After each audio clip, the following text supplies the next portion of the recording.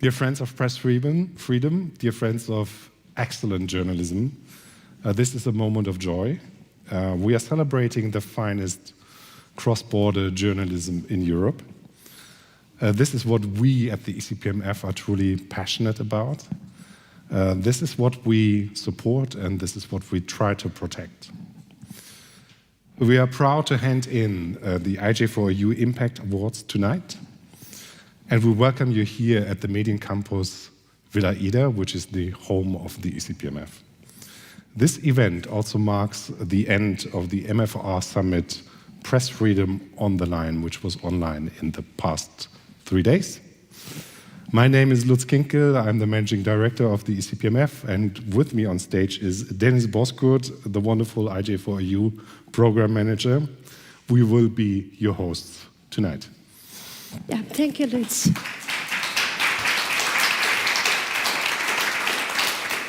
It is such a great pleasure to welcome you all in Leipzig to the IJ4EU Impact Award ceremony. Well, IJ4EU, it stands for Investigative Journalism for Europe, and it is a program led by the International Press Institute in Vienna. The partners are European Journalism Center and ECPMF. IJ4EU is financed by the European Commission, and it is co-supported by Open Society Foundations, Fritt Ort, Luminate, and the city of Leipzig. In particular, this evening is made possible also by the generous support of Adessium. We are pleased to have Adessium's Managing Director Saskia van Dool and Program Manager Ebru Akün with us. Welcome.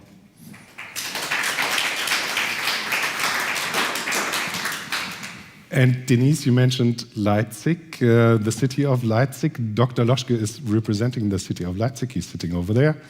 I had a telephone call today with the mayor of Leipzig. The mayor wanted to come, but he had to decline for personal reasons, which is a pity, because Leipzig, as you probably know, is a very liberal city, and it has a long tradition when it comes to freedom of expression and press freedom. People 30 years ago fought on the streets for exactly these values, and this is the tradition Leipzig is standing in, and we are standing in. And now, I know we are all excited to hear who the winners are, but before we do that, let's get to learn a little bit about the process leading to tonight. During our call for nominations, we received 19 nominations. 19 is not a high number, maybe, but the team working on these 19 projects are based in 67 countries, and these projects involve a total of 432 media workers. That means we realize with this Impact Award a truly pan-European outreach. Indeed. And we have today among us Professor Martin Welke. He is teaching at the University of Applied Sciences in Frankfurt. Professor Welke, with his students, spent months evaluating the nominations that we received, and he created a short list. A short story would be also cute. A short list of 10 projects, and I suggest we have a look at them. Yeah, we should. Professor Martin Welke is sitting over there. Just, yeah. Yeah, let's have a look at the shortlist. Really extraordinary projects. We begin with the first project, which is called Behind the Belarusian Sanctions.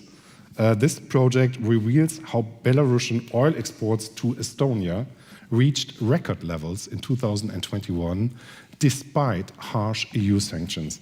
The trade was initiated by an oligarch famously called, and I quote here, the energy wallet of Lukashenko. And the second nomination is Migrant Boat Drivers in the Dock. Over the past decade, Greek, Spanish, and Italian border guards that have targeted migrant boats arriving on their country's shores, arresting thousands of people. Among these were also unaccompanied minors, as revealed by this project. The third project is called Mining Secrets. It pursues the dangerous work of journalists investigating environmental scandals in Guatemala. It reveals how journalists are systematically profiled, surveilled, and even followed by drones. Moving on to the fourth project. In the recent years, the Chinese state has allegedly locked away 1 million of Uyghurs in internment camps. The Xinjiang police files attach names and faces to this brutal system.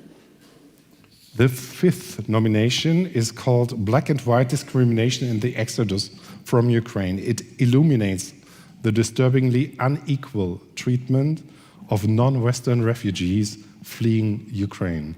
This is not happening somewhere, this is happening at the European borders. Swiss Secrets is the sixth nomination. It investigates leak records containing 18,000 Credit Suisse accounts, the largest leak ever from a major Swiss bank, a bank that ceased to exist in between. The China Science Investigation is our seventh nominee. It analyzed more than 350,000 scientific papers. These scientific papers were written and created in collaboration with European scientists. The project discloses that many researchers are affiliated with military-linked institutions in China. Unmasking Europe's Shadow Armies is the eighth nomination, and it exposes the mysterious men in masks who beat refugees at Europe's border in Croatia, Greece, and Romania. The ninth project is called The Devil is in the Data, which is always true. It is an undercover investigation by a group of freelancers in 4 countries. It reveals how live data is fed into the sports betting industry for match fixing. And finally, based on a leaked internal compliance report, the Ericsson list reveals that the company tried to do business in an ISIS-controlled area in Iraq. That's the shortlist. Please give them a warm hand.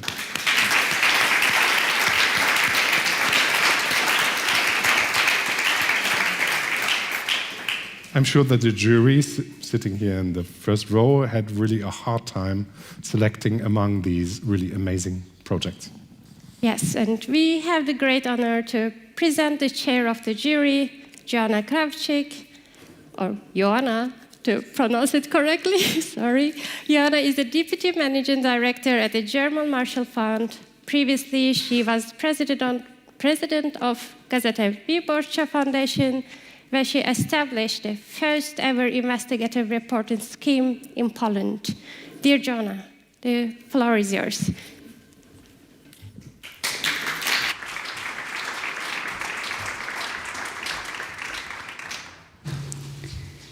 Thank you, and good afternoon. It's so wonderful to be here with you, and I'm really thrilled and very honored to have this opportunity of addressing you all, invited by European Centre for Press and Media Freedom, IPI, and European Journalism Centre, to be the chairwoman of the jury of the IJ4EU Impact Award.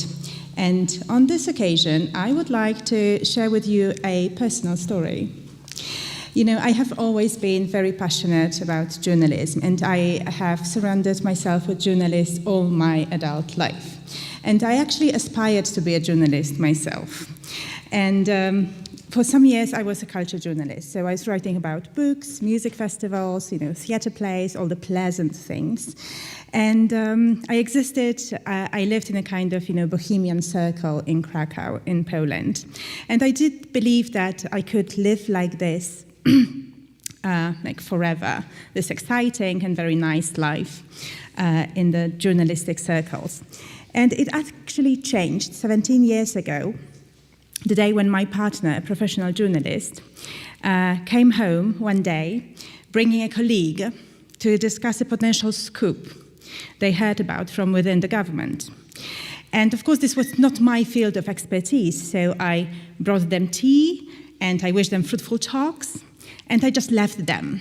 And there was, I remember, 2 hours discussion, which led to 2 weeks long material gathering, because the subject matter was quite serious. It was an alleged sexual misconduct in one of the government coalition parties. And our house became a center of editorial command. Then it became a kind of hostel for incoming journalists from various parts of the country, bringing with them new threads in the investigation. And eventually it became a kind of safe place for the victims of the abuse being investigated. And I was completely fascinated by the courage of both the victims and the journalists in standing against these powerful politicians, and their tenaciousness in collecting evidence, their endurance under time and emotional pressure, and their patience in collecting evidence and analyzing data was really impressive. And so suddenly my journalistic practice felt really silly and really superficial. And I immediately felt this desire of joining this community and becoming part of the team. Obviously, I had neither the talent nor the skills to dive into investigative work. So I stuck to what I could do best, which was offering support and offering resources, which back then were offering tea and offering blankets and offering good word whenever needed. After 4 months, the story, later known in Poland as Sex for Work scandal in Samoobrona Party, was released. It was published in Gazeta Wyborcza. The journalists Marcin Kącki and Szymon Jacek described accusations against the coalition party's leader of having offered several women political favors for sex, and accused his close collaborator and member of parliament as well of rape and sexual abuse. In response, it was stated that the newspaper and its journalists were part of undefined forces attempting to launch a coup d'état and undermine the government coalition. Well, of course, the evidence supplied by the numerous victims and described by the journalists left little room for speculation. And what was the impact of the story? The party leader was sentenced to 2 years and 3 months in jail after being found guilty of demanding sexual favors from female members of his party.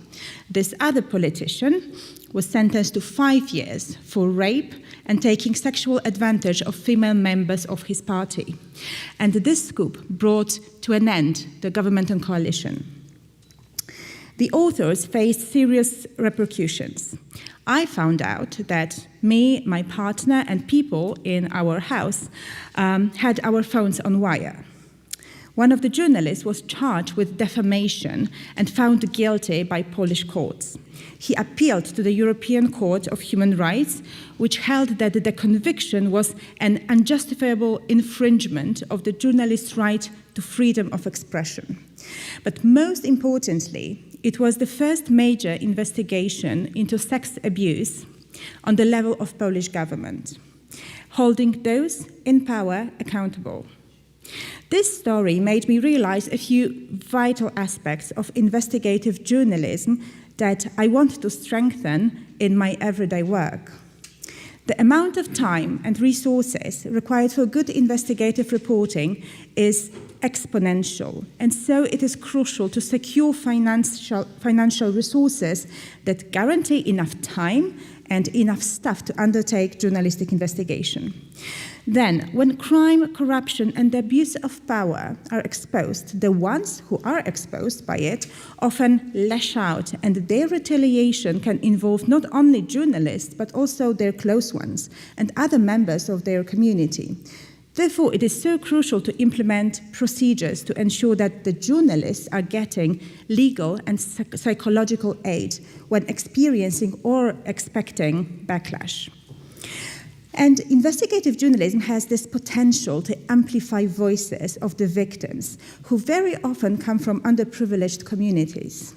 And making their voices and their stories heard well is essentially, for me, one of the greatest societal change-making moments investigative journalism can offer. And this also made me realize what my vocation was: providing resources and support for journalistic activity. And 17 years ago, I could offer my home and tea and a blanket and, a good word. Now, luckily, it got a bit more structured. I have this privilege of working for the German Marshall Fund of the United States, where we do support financially media, independent media in Ukraine, in the Black Sea region, and in the Western Balkans. And in the other organization I'm affiliated with is the European Media and Information Fund. We support those who are fighting disinformation. So consequently, it is so very fulfilling for me personally to be a part of the jury of the third IJ4EU Impact Award, supporting excellent cross-border investigative journalism carried out by teams collaborating across borders in European Union member states, but also in the EU candidate countries. And in this jury, I had this great pleasure of working with brilliant and experienced media experts and journalists. And they were Eric Chauvistre, a professor of journalism at Magdeburg Stendhal University of Applied Science.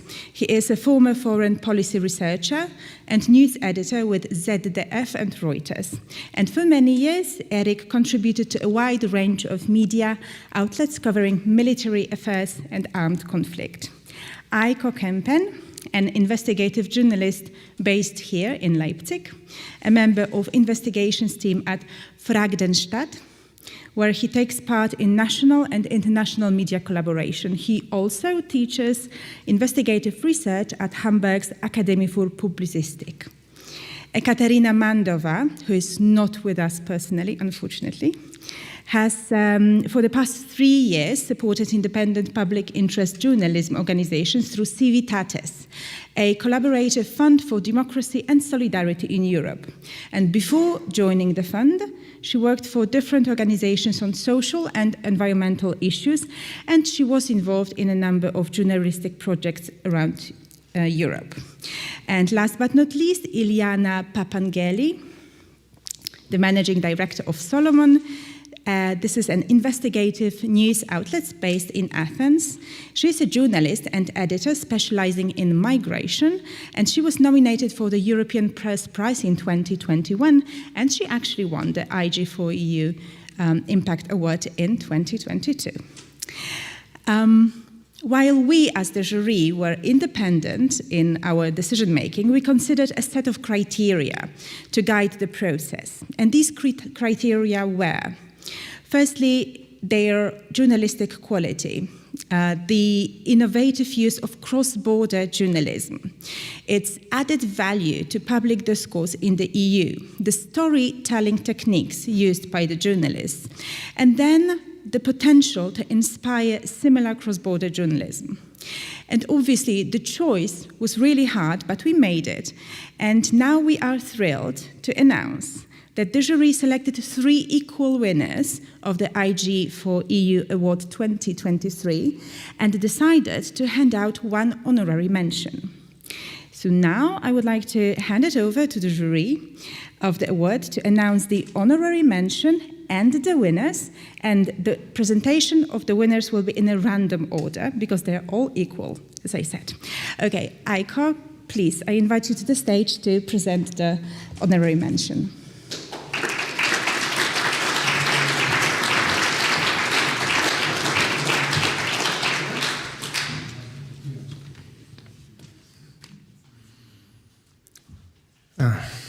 When we look at investigative journalism, we sometimes tend to break it down into numbers. How many journalists were involved? How many files did they check? How many articles and how many newspapers did they write? But the core of investigative journalism is quite simple. It's hands-on research. And in the best case, it has impact. Investigative journalism can be research that changes something. Peat Pressure is a piece that was not on the shortlist for this award. It is a piece that cannot impress in pure numbers. But we as an independent jury think that Peat Pressure is also a perfect example for what investigative journalism is about. In the beginning, there was no big leak. There were no whistleblowers, just an idea and no data. So 2 journalists did their work and generated data they needed. They filed FOI requests, generated the missing data themselves. Data they needed to shine a light on an overlooked and unregulated multi-million-dollar business. They made clear in which way journalism can help to get a better picture of climate and environmental problems. And in the end, they had their impact. The information they gathered changed the lawmaking process in Ireland. I'm not sure how I would have reacted if you've told me before that something like peat would be a noteworthy topic for investigative research. But it's an environmental problem that is simply overlooked and an unregulated multi-million-dollar branch most people don't even know about. And because they noticed the significance of this topic, because they put this topic on the political table and made their impact, and because they reminded us what investigative journalism is about, what investigative journalism can do, is why the jury wants to give an honorary mention to Pete Pressure.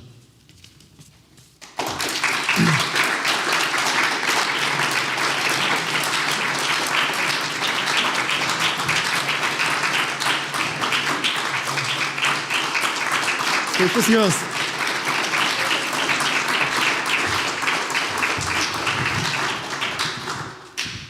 I mean, what is one to say in this kind of situation, right?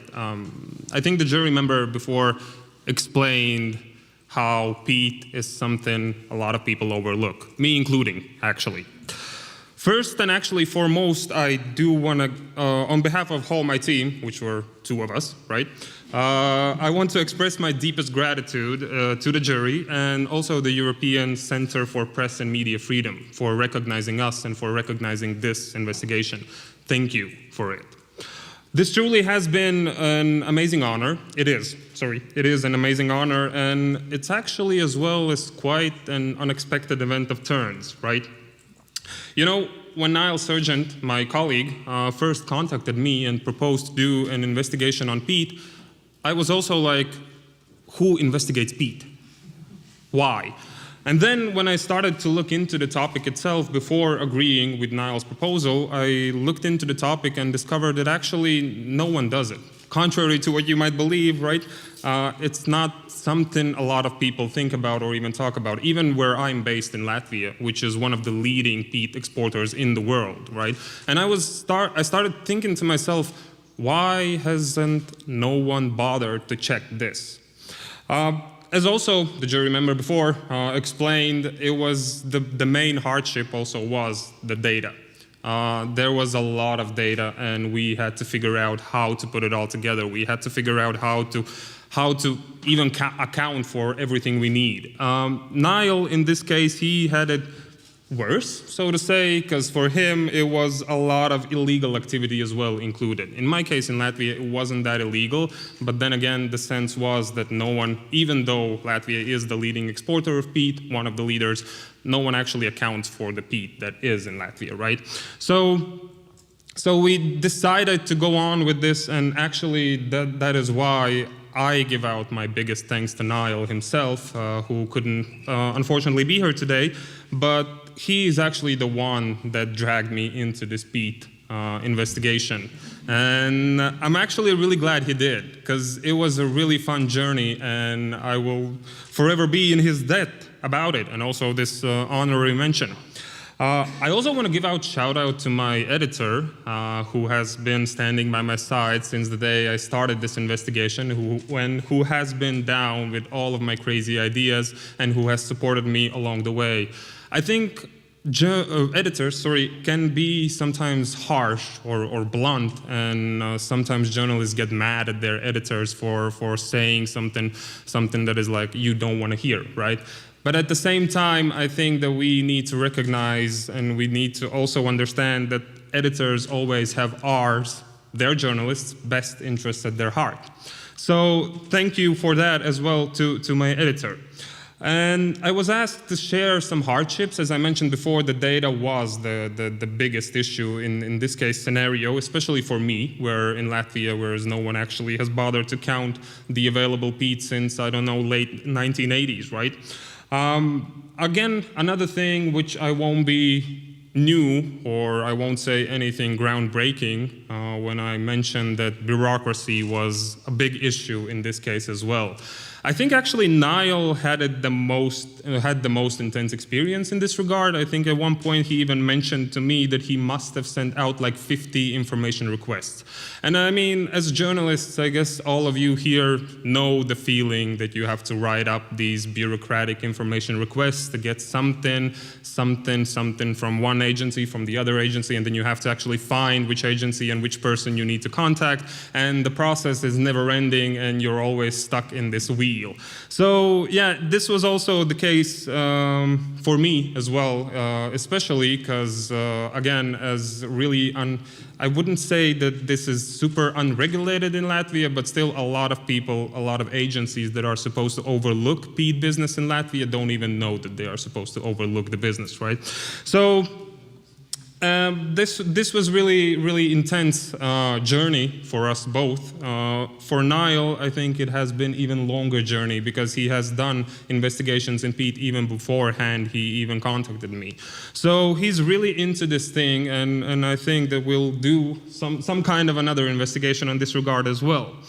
Another thing that I did want to mention is that a lot of times, I guess people, especially journalists nowadays, they overlook environmental issues. I think a lot of us are focused on uncovering crimes or corruption because it's just more intense, right? It's more adrenaline.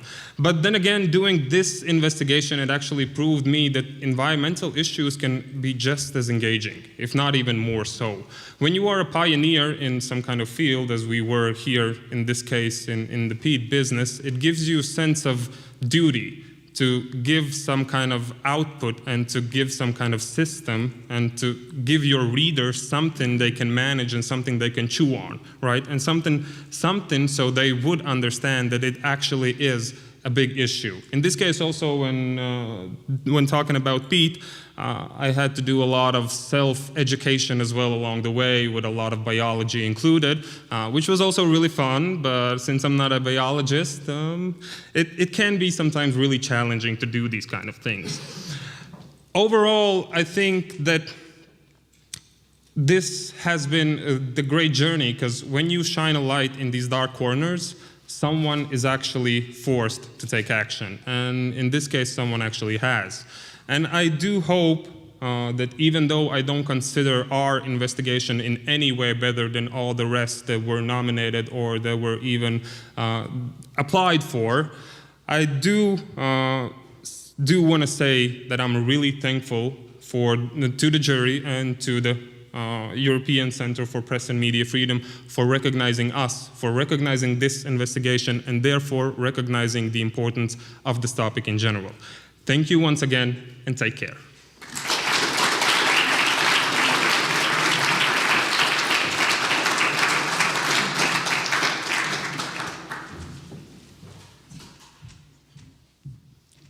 Peat pressure, what an amazing story and what an amazing description of journalistic journey. Congratulations again. We have 3 awards to be given apart from the honorary mention, and I have the pleasure of announcing the first of them. So, I have this feeling that in recent times, years, due to this far-reaching regulation of business transactions, which, like kind of sports emotions, flow independently of geographical borders and nation states, the need for journalism that acts as a global watchdog, holding those in power and with money accountable, appears greater than ever. And with recent revelations about FIFA and increasing commercialization of the sport industry hitting the headlines quite regularly, the world is now turning a kind of critical eye onto how sport is governed and how sport is monetized.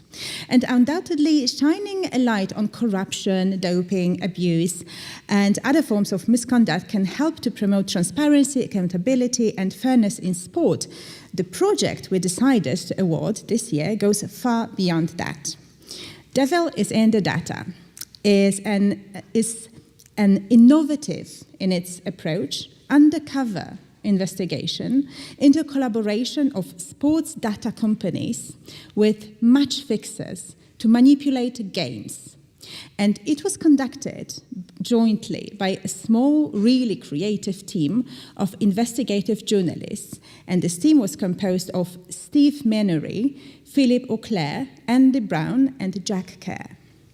Through data-driven investigative journalism, they exposed financial and data transgressions on the crossroads of sporting and business, resulting in over 25 articles that resonated loudly and broadly, not only in the sports world.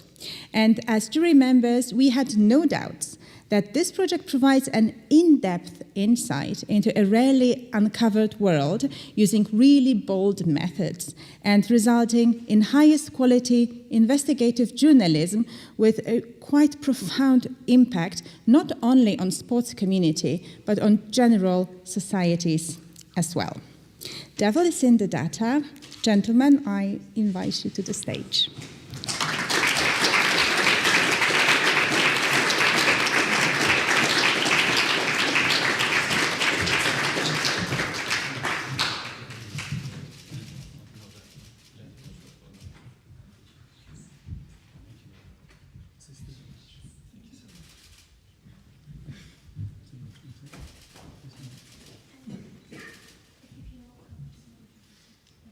We can use them. No, first of all, I just wanted to say thank you very much to the European Centre for Press and Media Freedom, for also to the IJ4EU for supporting this investigation, and to Josimar Football, which were instrumental in publishing a lot of our articles.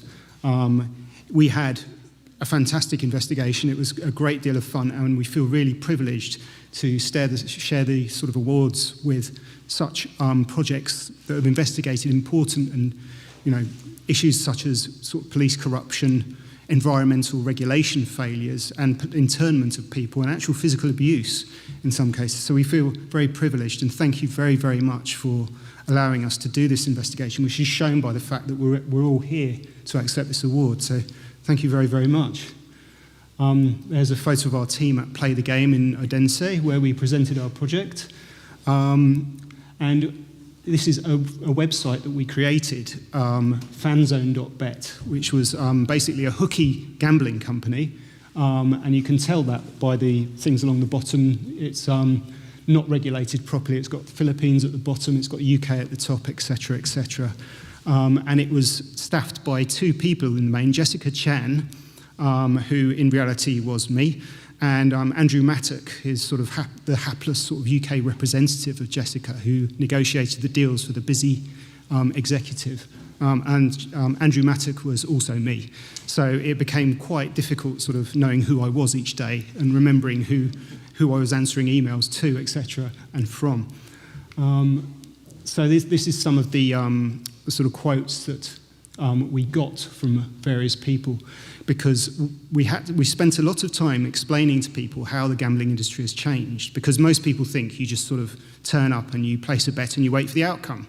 But in fact, betting has changed, and you now have things such as in-play betting, which requires scouts at games to go and collect data, and people place bets while the game is actually taking place. Now, if you're going to fix a game, if you're going to fix a result, you've got to pay off, in football, for example, 11 people. But if you're going to fix a yellow card or a throw-in, it becomes a lot easier, especially when you're dealing with amateur and under 18 players. Now, we knew that integrity companies were collecting the data from some of these games, and they said that they were collecting it to protect against match fixing. We knew as well they had subsidiary companies which then sold that data on to the gambling industry, the very industry they said they were protecting people, etc., etc. So we knew that was going on, but we thought, how do we prove it? Which is why we set up this company, fanzone.bet. And this is some of these integrity companies, what they told us, some of these quotes. All of them pretty much were happy to talk to us, and most of them were happy to sell us data. So a hooky company with non-existent executives, etc., etc. So that's basically the core of our project. And And it was a great deal of fun. You know, we had some opposition from various people. This is a scout at one of the games who Jack was in contact with and told him to go away in no uncertain terms. This is sort of shows you sort of what I posed as a scout at one of these games, and I actually signed up with a company. And this is a sort of shot of the app that they use to record results as they take place, because mobile phone data is ahead of internet data, etc., etc. So they needed to do this through mobile data to stay ahead of the game. This is some of the sort of events that you had to report on and how it all worked.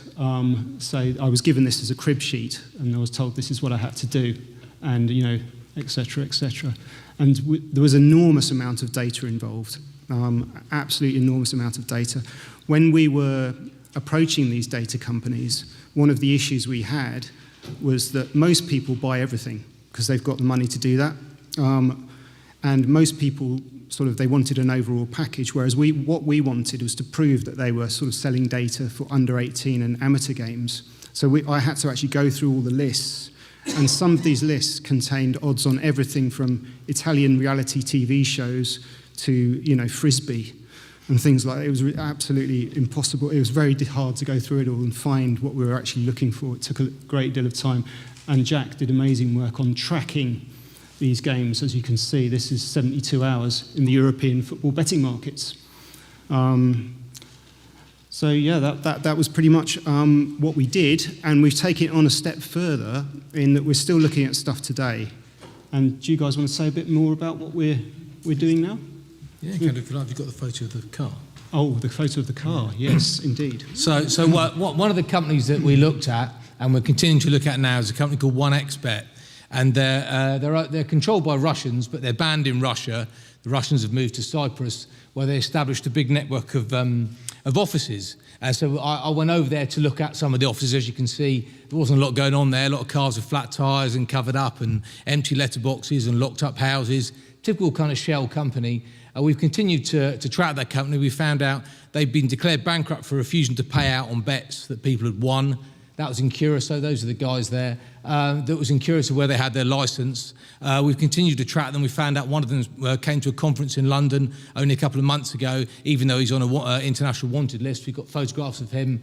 And the last piece that we wrote about them, they resorted to going to other websites and paying them money to run stories, saying that our stories were rubbish. So they went to actual news websites and said, look, we'll give you X amount of money in advertising if you run this bogus story. And that was in Africa and loads of other places. And so we're continually looking into them, and that's part of it. And Jack will tell you some more as well.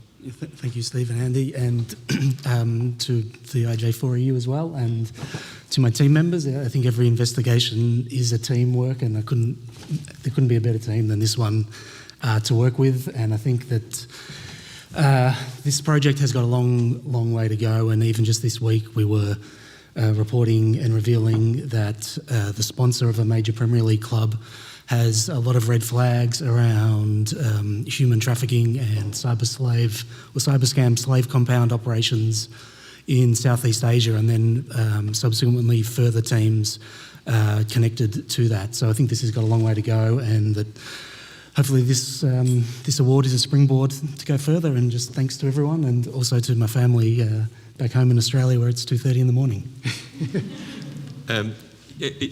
There's one thing that... I have your friend here. Oh, he's my friend Alvin Chow, who's just been sentenced to 18 years in prison. We've been on this case for quite a while. This gentleman here, in fact, is also, or was, the owner of a company based on the Isle of Man, which enabled illegal betting websites to get licenses in the United Kingdom. You know, sometimes if you watch football, you'll see English teams with funny names across the shirts. That's those companies. They're all illegal. And I think one of the things that we came to realize when we went down this rabbit hole is how gigantic this is. And there's something that I say every time we talk about this project. The illegal gambling market is worth $1.6 trillion per annum. Think about it. $1.6 trillion of very, very dirty money.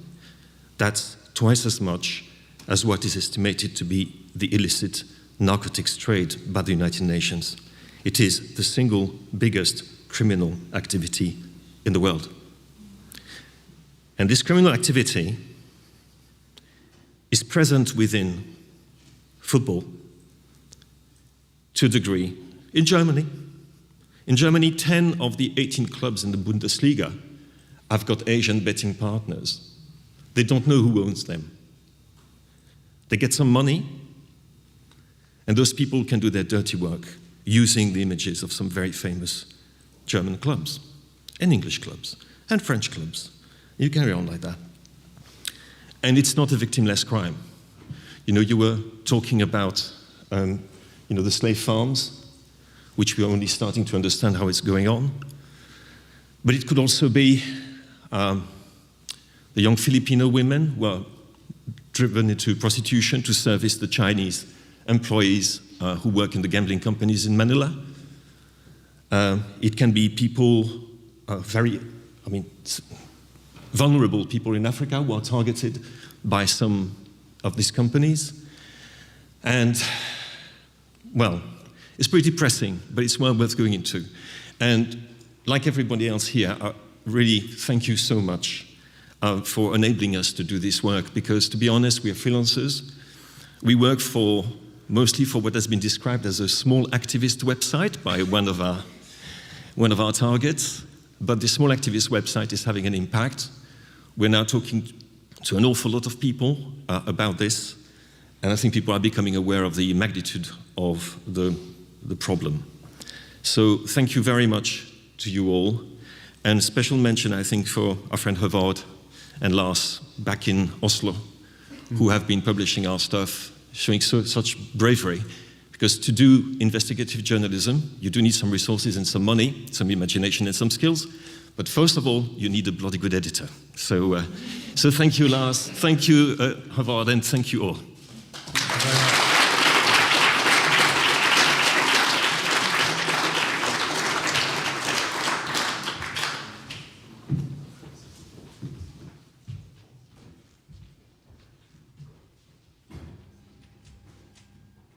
Yeah, I'm short.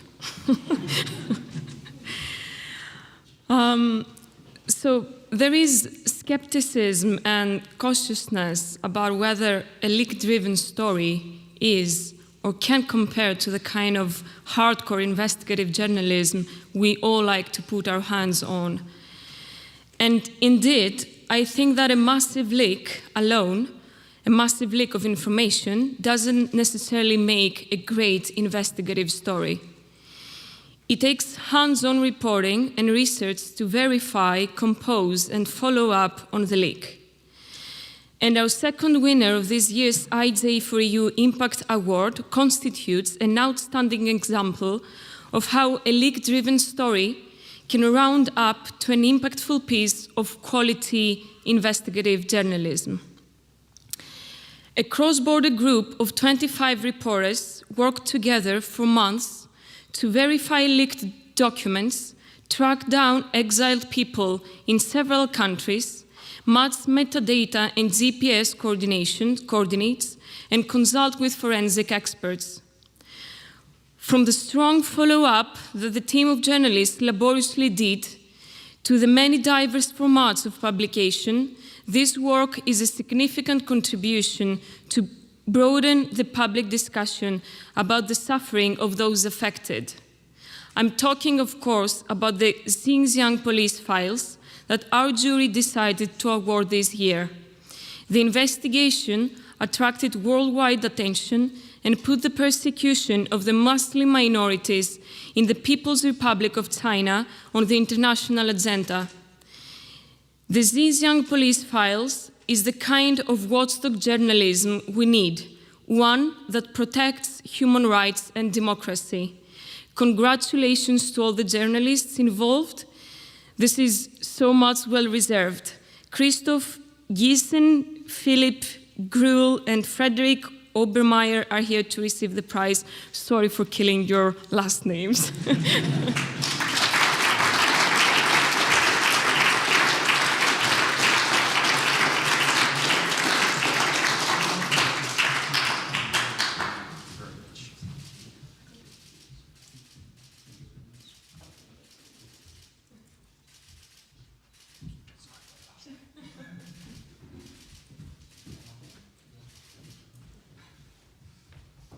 Yeah, good evening.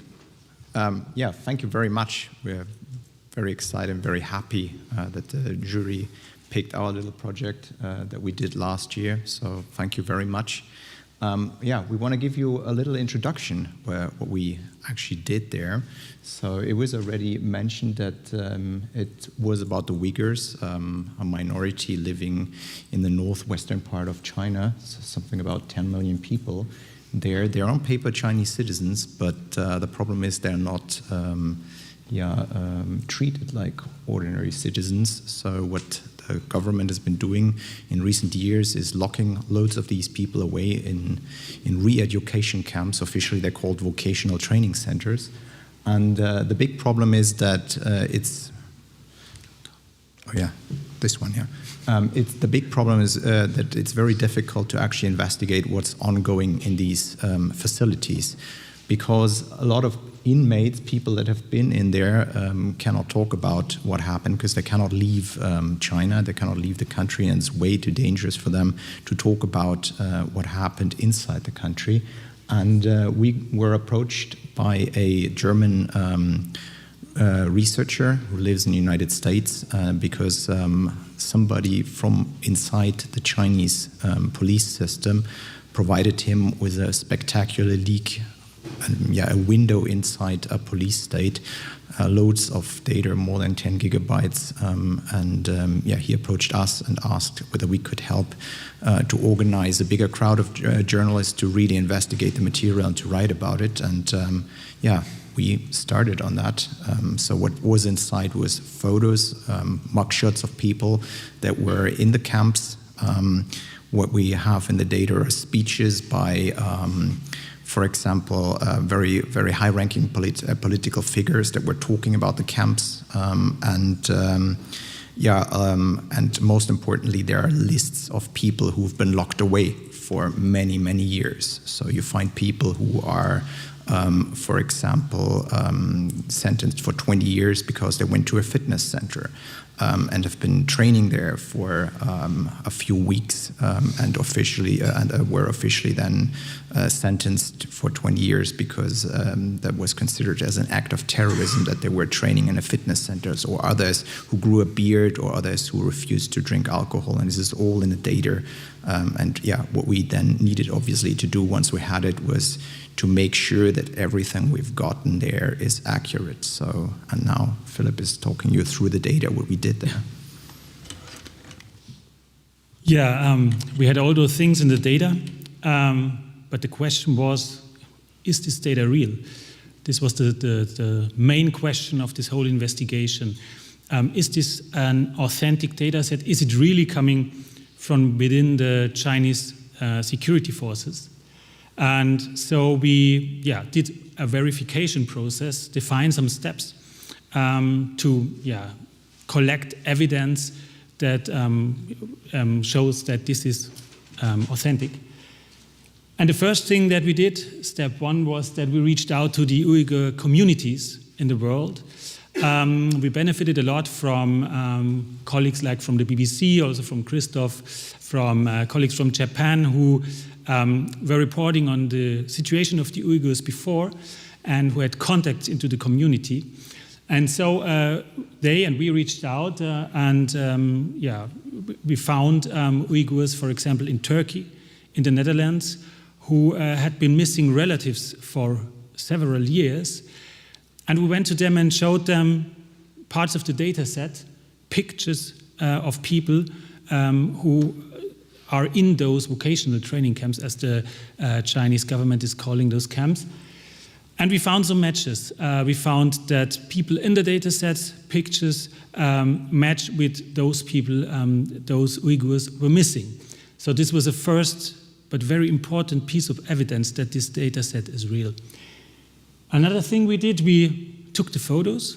There were thousands and thousands of photographs inside the data set, and we checked those photos if there is any metadata in there. For example, like GPS coordinates.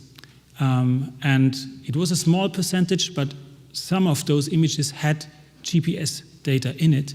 And so we could map those images, and we could see that without any doubt, those photographs had been taken in the Xinjiang region. And what we also did, we were looking at the content of the images themselves. A lot of those images were like portrait photographs of people who obviously are in the camps. And we looked at those and wanted to see if there is anything else in the pictures. And we found some things that on some pictures in the background, there were, for example, paintings, specific paintings. And after a while, we found on open websites, official Chinese websites, articles about a painting competition for peasants in the Uyghur region. And they had to paint like propaganda pictures. And there was a gallery on this Chinese website of the images. And those images were the images that were in the background of some of those photographs. So we had another hint or another piece of evidence. And so we went on and on.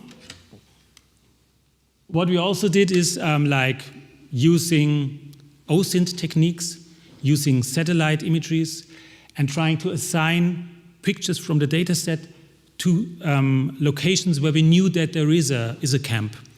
And this was also successful in some cases, as you can see here on the presentation. Specific buildings, specific walls, fences, all that matched with satellite images of places where there were camps. And then we gave some parts of the data to forensic experts to analyze them, to check if there are any indications that all this is made up, maybe to lead some journalists or the public into a wrong direction. They didn't find any indications. And finally, we contacted security forces because in the data set there were contact details of security forces in China. Of course, in many cases this wasn't successful, but in some cases they picked up the phone. So we had another layer of evidence. And so finally we came to the conclusion that for us, without any doubt, this data set is a real data set from within the Chinese security forces. This whole investigation was a team, I wouldn't call it game, but a team effort. We are standing here only as a small portion of members of this team. It was here in Germany. We were, I think, the biggest group from Spiegel or from public broadcaster Bayerischer Rundfunk, Philipp. We teamed up with the BBC, who did a lot of tremendously good work in this field already before the Xinjiang police files. We worked with media in Sweden, Norway, Finland, Italy, Denmark, in Japan, the USA, Spain, Denmark, and France. And we teamed up with ICIJ, the International Consortium of Investigative Journalists, who already did a previous investigation on the situation of the Uyghurs. That was the China Cables investigation. So they already had some expertise how to verify documents from within Chinese authorities. And I cannot tell you like how good it is and feels in such an investigation to have people all around the world, all around the globe, with whom you can play ping pong.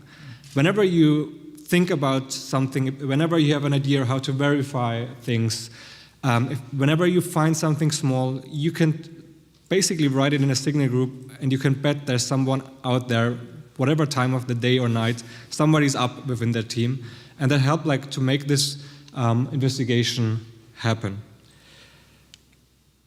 Oh, that's the wrong direction. We were. Do you want to hear? Then I go on. Go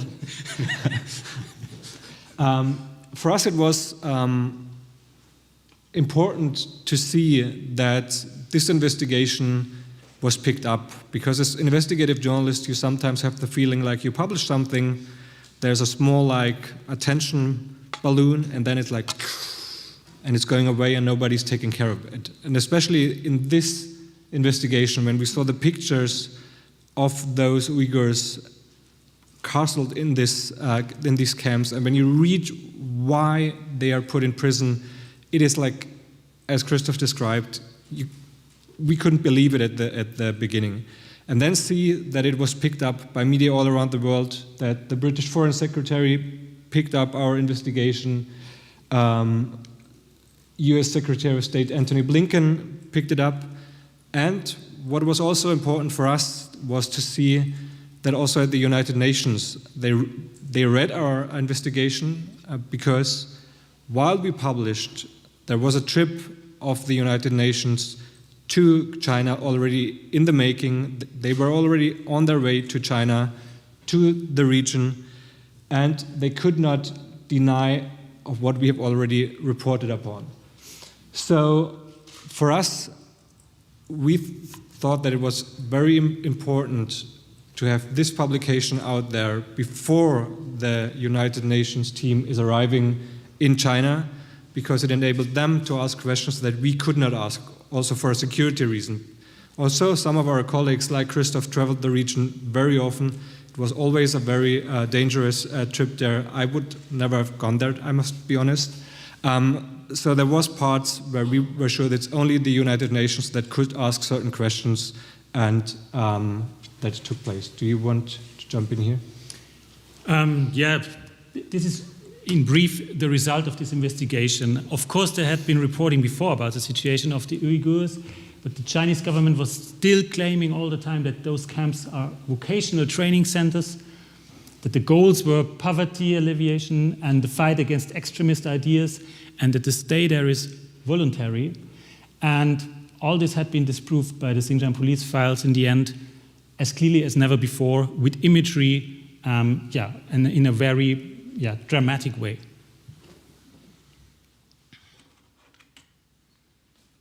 Now it's only time for us to say thank you. Thanks a lot. Thanks a lot. Thanks on behalf of the whole team.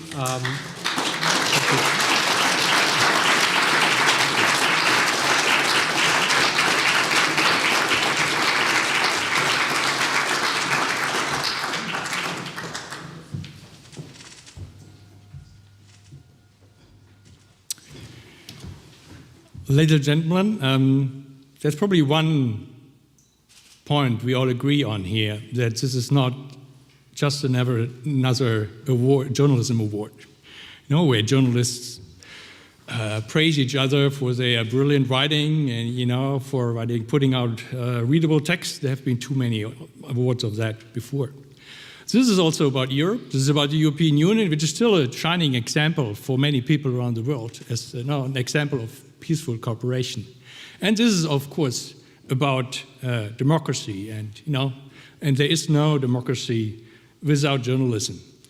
There is no democracy without a journalist who hold powerful institutions to account. That's the essence of democracy. Our third and final award goes to a project that took on very powerful institutions. They took on police forces, which are always very powerful, but in this case they had the support, tacit or open, by other European states or by powerful European Union institutions. The project disclosed and documented the illegal practices at the European Union's southeastern border of so-called pushbacks by police forces, and they were often acting in disguise without proper insignia, not a bit like private military contractors or like guerrilla forces. The project, for the first time, produced visual evidence of these illegal actions. They documented how refugees were pushed back, often using brute force, denying them the right to asylum as guaranteed by the UN Refugee Convention. The project combined new innovative techniques, like video forensics and data analysis, with supposedly old-fashioned means of journalism. Indeed, some of the most, in my view, compelling visual evidence was collected by teams of video journalists hiding in the forests for several weeks, day and night, under harsh conditions. These journalists reminded us that even in times of data journalism with all its fantastic opportunities, there are still instances when journalists need to go to what I prefer to call the mud zone. And the jury was particularly impressed by the extraordinary risks these journalists were prepared to take while researching this story. It therefore gives me great pleasure to announce our last winner for today, which is Unmasking Europe's Shadow Armies by the Lighthouse Reports Network.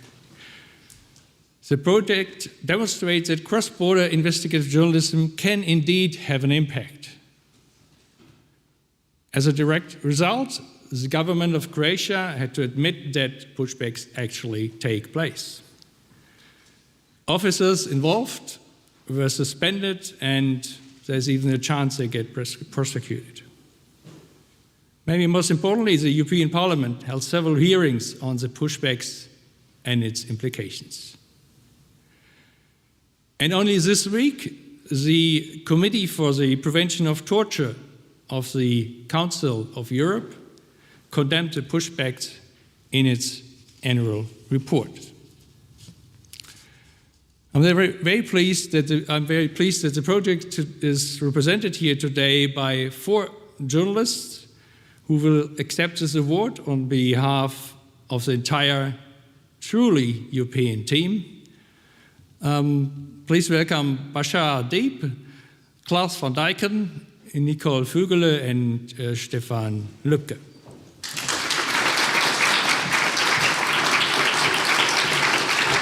Yeah.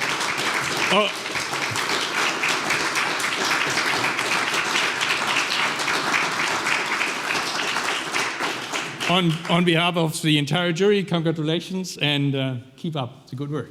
Thank you so much.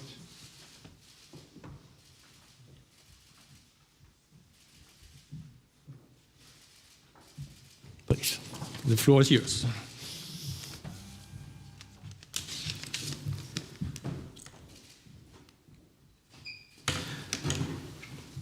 Let me say a few words while these images are playing. First of all, thank you very much, of course, for the award and for the recognition. I think it was probably 2 years ago that the 4 of us, plus Jack Sappo, who's in the States and is one of our open source investigators, were having a meeting online, of course, and we have been reporting on these kind of violent pushbacks. So people on the move trying to enter Europe and are pushed back violently or sent back, deported, beaten. And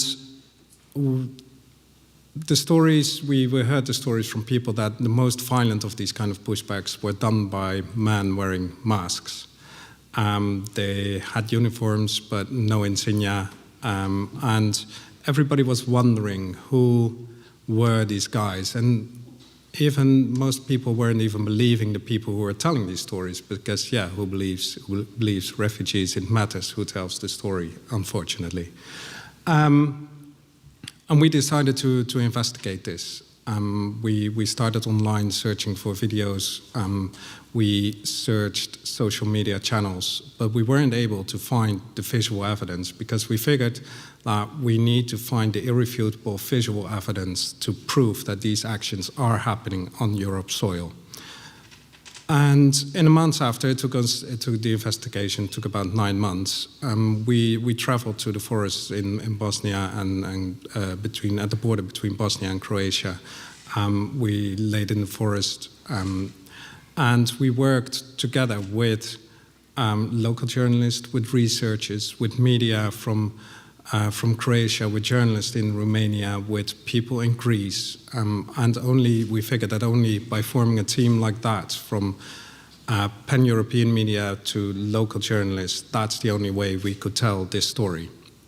In the end, we were kind of lucky to find these guys that were beating up people. I mean, not the people were in the pictures weren't that lucky, of course. And we published it, and we published it from local media in Croatia, like Novosti, who had a great impact with their work, but also together with Der Spiegel, with media in Switzerland, in France, in the Netherlands. And we had a truly European reach with that.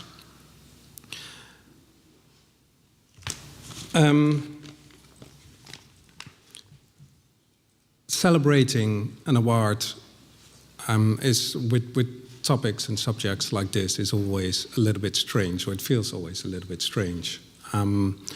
But the recognition, of course, is great, and especially because this is an award for impact.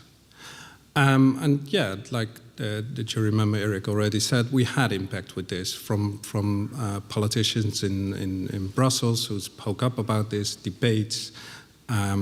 There are investigations going on the misuse of European funding, but also, and maybe even more important, what we heard back from people on the ground, people on the move in Bosnia and elsewhere. They were telling us that the violence after the publication went down for quite some time. It became easier to claim asylum in Europe, and that to us is very, very important.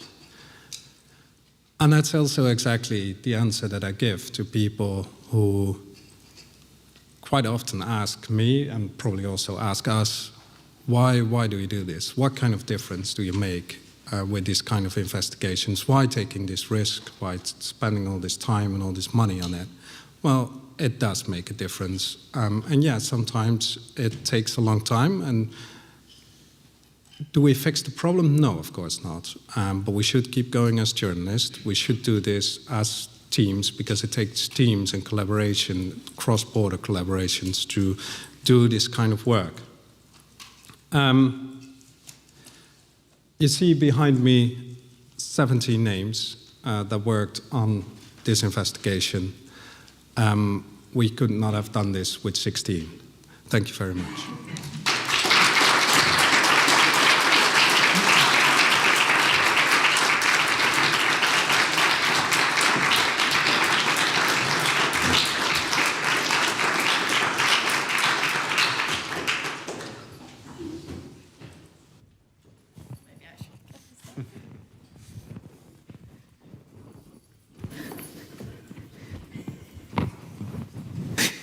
I hope my microphone works. I just maybe messed it up with the microphone. I hope it works. Yeah, what a lineup. What a lineup of fantastic journalists. And for us at the ECPMF, I must say it's really a privilege to support investigations like this. We all know that investigative journalism is at stake because it's costly, it's time-consuming, and quite often, as we heard, it's also dangerous. It needs more of our support and, of course, more of public recognition. Yes, indeed, and that's exactly what we are here for, right? I feel extremely privileged and very, very thrilled that I have gotten to work with the amazing jury. I've gotten to know the nominations before everybody else did. Get to know the works, get to know the winners. It is an absolute thrill. But I have one single regret. What could it be, Denise? Well, you very well know what it is. And it is, I guess, known to many people here too. And I know it for a fact that many female journalists do indeed contribute to these investigations, to all the investigations, almost. And most teams are very, very diverse. what I really wish for next year's Impact Award, that we will see that diversity on the stage as well. Women of investigative journalism, please do come join us at Impact Award ceremony next year.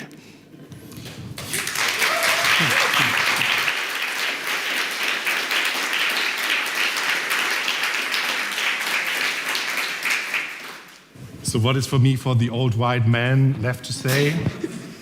Nothing except I agree.